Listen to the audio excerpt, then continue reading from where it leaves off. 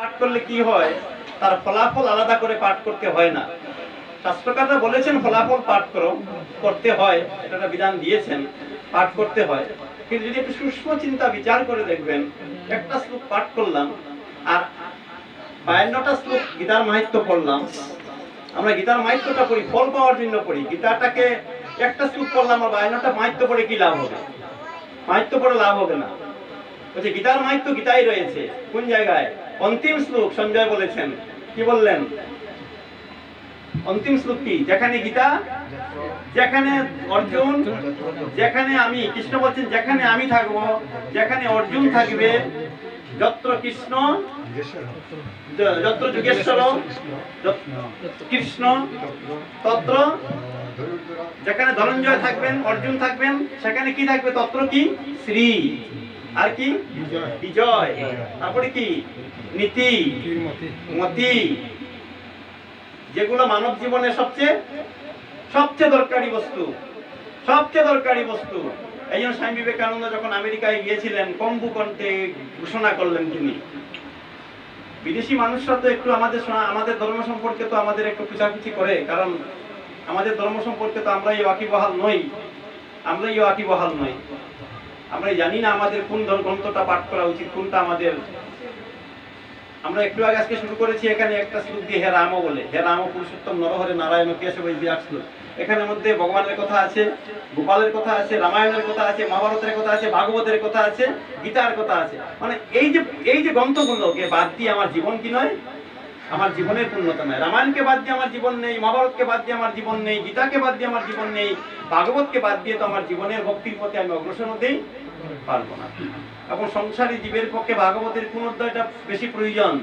শাস্ত্রকার তাও বলে দিয়েছেন। 18,000 শ্লোক ভাগবতে রয়েছেন, তার মধ্যে বলছেন কোন স্কন্ধটা সংসারী মানুষের জন্য প্রয়োজন। আর আমরা সংসারী যেহেতু জীব, বলছেন দশম স্কন্ধ সংসারী মানুষের নিত্য পাঠের প্রয়োজন। বাকি স্কন্ধ পাঠ করলে কি হবে? মাথার ব্রেন উলট পালট হবে। আমরা ভাগবত পড়ে আসছি, কপিল মুনির তত্ত্ব পড়েছি, অনেকটা তত্ত্বের গোলমাল লেগে যায়। কারণ ওই জায়গায় আমাদের স্মৃতি, ওই জায়গায় আমাদের বুদ্ধি, ওই জায়গায় আমাদের মতি, ওই জায়গায় আমাদের নীতিও প্রতিষ্ঠিত নয় বলে আমাদের বিভ্রান্তি ঘটে। এই জন্য সংসারী জীবের জন্য বললেন কি, শুধু কৃষ্ণ কথা শুনো, কৃষ্ণ গুণগান গাও, কৃষ্ণ রস পান করো, বাস হয়ে গেল, আর কিছু লাগে না। এই জন্য বলেন যেখানে কৃষ্ণ সেখানে অর্জুন। অর্জুন মানে কি? ভক্ত। যেখানে ভক্ত থাকবেন ভগবান থাকবেন, যেখানে ভক্ত এবং ভগবানের মহিমা বর্ণিত হবে, বলছে সেখানে শ্রী বিজয় নীতি মতির মম সব প্রতিষ্ঠিত হবে। তার জন্য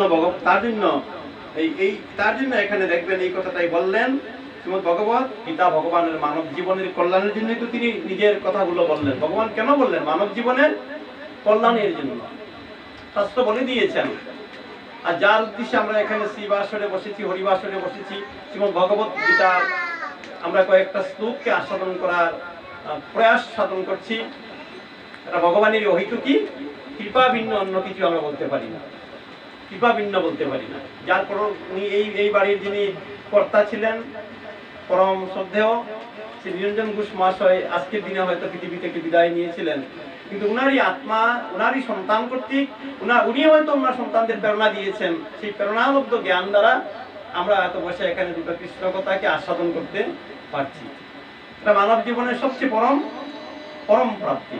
এই জন্য এখানে বলছেন পরম কল্যাণ সাধনের জন্য আমাদের কি হতে হবে? আমাদের এখানে একটা শ্লোক বলেছেন গতিবর্তা, গতিটা জানতে হবে। গতিটা কোথায়? আমাদের সকলের জীবনের গতিটা কোথায়? যিনি এই বাড়ির মালিক ছিলেন, উনার গতিটা কোথায়? উনার গতিটাও একটা জায়গায় গিয়ে গতি কি হয়েছে? সমাপ্তি ঘটেছে। কোন জায়গায়?